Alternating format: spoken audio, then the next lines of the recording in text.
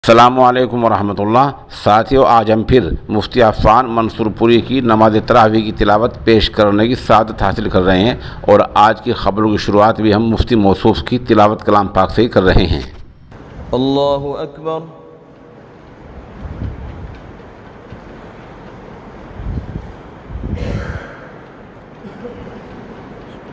अल्हम्दुलिल्लाहि रब्बिल आलमीन अर्रहमानिर रहीम मालिकि यौमिद्दीन इय्याका नअबुदु व इय्याका नस्तईन इहदिनस सिरातल मुस्तक़ीम सिरातल लज़ीना अनअमता अलैहिम गैरिल मग़दूबि अलैहिम वलद्दाल्लीन।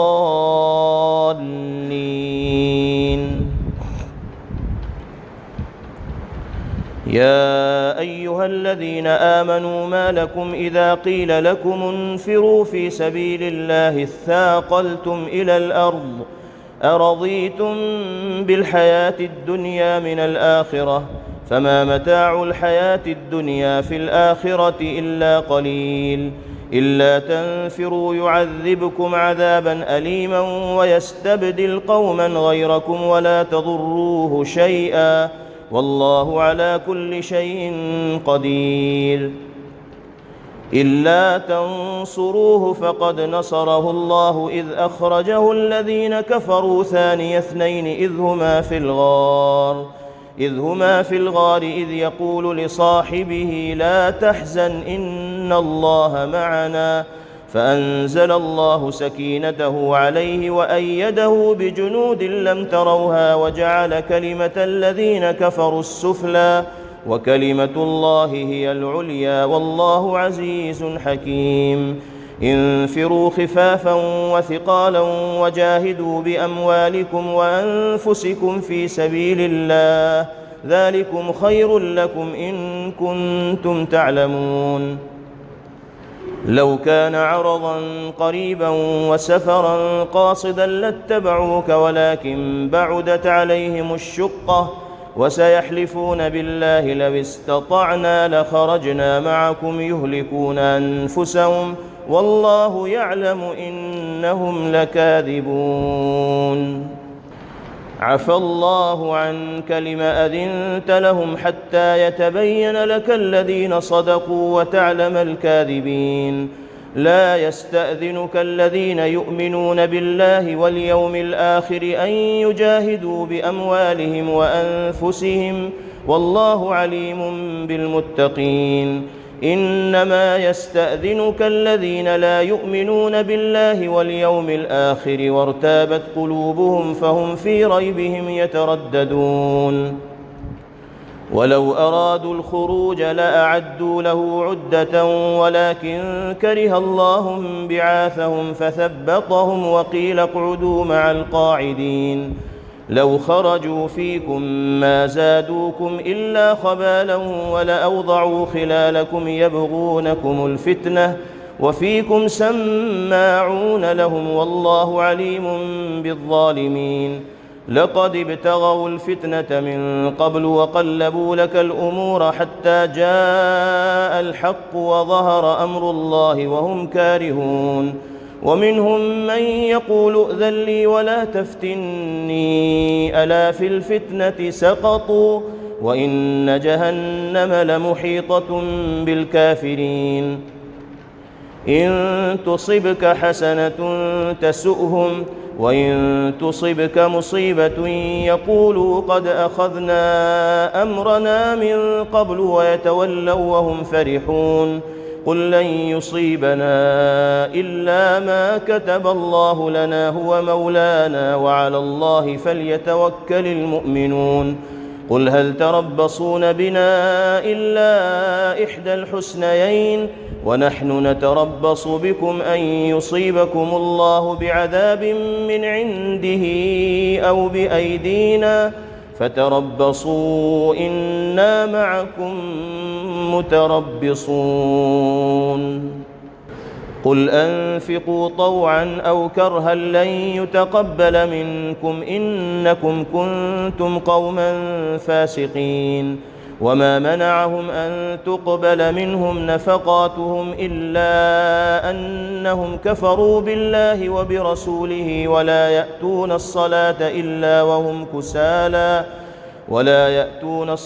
إلا وهم كسالى ولا ينفقون إلا وهم كارهون فلا تعجبك أموالهم ولا أولادهم إنما يريد الله ليعذبهم بها في الحياة الدنيا وتزهق أنفسهم وهم كافرون ويحلفون بالله إنهم لمنكم وما هم منكم ولكنهم قوم يفرقون لو يجدون ملجأ أو مغارات أو مدخلا لولوا إليه وهم يجمحون ومنهم من يلمزك في الصدقات فإن أعطوا منها رضوا وإن لم يعطوا منها إذا هم يسخطون ولو أنهم رضوا ما آتاهم الله ورسوله وقالوا حسبنا الله سيؤتينا الله من فضله ورسوله إنا إلى الله راغبون إنما الصدقات للفقراء والمساكين والعاملين عليها والمؤلفة قلوبهم وفي الرقاب والغارمين وفي سبيل الله وابن السبيل فريضة من الله والله عليم حكيم ومنهم الذين يؤذون النبي ويقولون هو أذن قل أذن خير لكم يؤمن بالله ويؤمن للمؤمنين ورحمة للذين آمنوا منكم والذين يؤذون رسول الله لهم عذاب أليم يحلفون بالله لكم ليرضوكم والله ورسوله أحق أن يرضوه إن كانوا مؤمنين ألم يعلموا أنه من يحادد الله ورسوله فأن له نار جهنم خالدا فيها ذلك الخزي العظيم يحذر المنافقون أن تنزل عليهم سورة تنبئهم بما في قلوبهم قل استهزئوا إن الله مخرج ما تحذرون ولئن سألتهم ليقولن إنما كنا نخوض ونلعب قل أبالله وآياته ورسوله كنتم تستهزئون لا تعتذروا قد كفرتم بعد إيمانكم إن نعف عن طائفة منكم نعذب طائفة بأنهم كانوا مجرمين المنافقون والمنافقات بعضهم من بعض يأمرون بالمنكر وينهون عن المعروف ويقبضون أيديهم نسوا الله فنسيهم إن المنافقين هم الفاسقون وعد الله المنافقين والمنافقات والكفار نار جهنم خالدين فيها هي حسبهم ولعنهم الله ولهم عذاب مقيم كالذين من قبلكم كانوا أشد منكم قوة وأكثر أموالا وأولادا فاستمتعوا بخلاقهم فاستمتعتم بخلاقكم كما استمتع الذين من قبلكم بخلاقهم وخضتم كالذي خاضوا أولئك حبطت أعمالهم في الدنيا والآخرة وأولئك هم الخاسرون ألم يأتهم نبأ الذين من قبلهم قوم نوح وعاد وثمود وقوم إبراهيم وأصحاب مدين والمؤتفكات أتتهم رسلهم بالبينات فما كان الله ليظلمهم ولكن كانوا أنفسهم يظلمون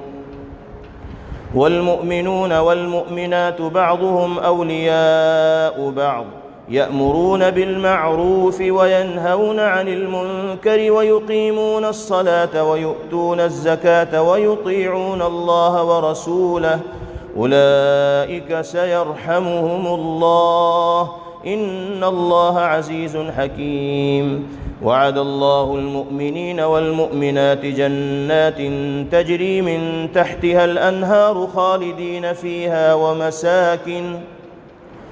ومساكن طيبة في جنات عدن ورضوان من الله أكبر، ذلك هو الفوز العظيم.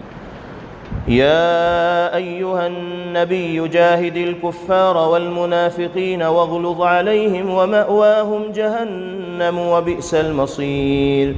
يحلفون بالله ما قالوا ولقد قالوا كلمة الكفر وكفروا بعد إسلامهم وهموا بما لم ينالوا وما نقموا إلا أن أغناهم الله ورسوله من فضله، فإن يتوبوا يك خيرا لهم وإن يتولوا يعذبهم الله عذابا أليما في الدنيا والآخرة وما لهم في الأرض من ولي ولا نصير. ومنهم من عاهد الله لئن آتانا من فضله لنصدقن ولنكونن من الصالحين، فلما آتاهم من فضله بخلوا به وتولوا وهم معرضون، فأعقبهم نفاقا في قلوبهم إلى يوم يلقونه بما أخلفوا الله ما وعدوه وبما كانوا يكذبون. ألم يعلموا أن الله يعلم سرهم ونجواهم وأن الله علام الغيوب؟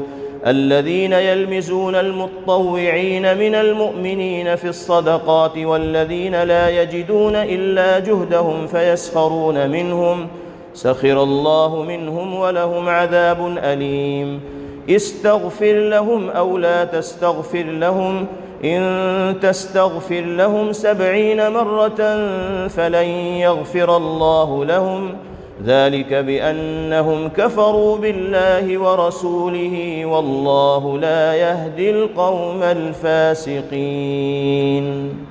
فرح المخلفون بمقعدهم خلاف رسول الله وكرهوا أن يجاهدوا بأموالهم وأنفسهم في سبيل الله، وقالوا لا تنفروا في الحر، قل نار جهنم أشد حرا لو كانوا يفقهون. فليضحكوا قليلا وليبكوا كثيرا جزاء بما كانوا يكسبون. فإن رجعك الله إلى طائفة منهم فاستأذنوك للخروج فقل لن تخرجوا معي أبدا ولن تقاتلوا معي عدوا، إنكم رضيتم بالقعود أول مرة فاقعدوا مع الخالفين، ولا تصل على أحد منهم مات أبدا ولا تقم على قبره، إنهم كفروا بالله ورسوله وماتوا وهم فاسقون. ولا تعجبك أموالهم وأولادهم، إنما يريد الله أن يعذبهم بها في الدنيا وتزهق أنفسهم وهم كافرون. وإذا أنزلت سورة أن آمنوا بالله وجاهدوا مع رسوله استأذنك أولو الطول منهم وقالوا ذرنا نكن مع القاعدين، رضوا بأن يكونوا مع الخوالف وطبع على قلوبهم فهم لا يفقهون. لكن الرسول والذين آمنوا معه جاهدوا بأموالهم وأنفسهم وأولئك لهم الخيرات وأولئك هم المفلحون. أعد الله لهم جنات تجري من تحتها الأنهار خالدين فيها، ذلك الفوز العظيم. وجاء المعذرون من الأعراب ليؤذن لهم وقعد الذين كذبوا الله ورسوله، سيصيب الذين كفروا منهم عذاب أليم. ليس على الضعفاء ولا على المرضى ولا على الذين لا يجدون ما ينفقون حرج إذا نصحوا لله ورسوله، ما على المحسنين من سبيل والله غفور رحيم. ولا على الذين إذا ما أتوك لتحملهم قلت لا أجد ما أحملكم عليه تولوا وأعينهم تفيض من الدمع حزنا ألا يجدوا ما ينفقون إنما السبيل على الذين يستأذنونك وهم أغنياء رضوا بأن يكونوا مع الخوالف وطبع الله على قلوبهم فهم لا يعلمون.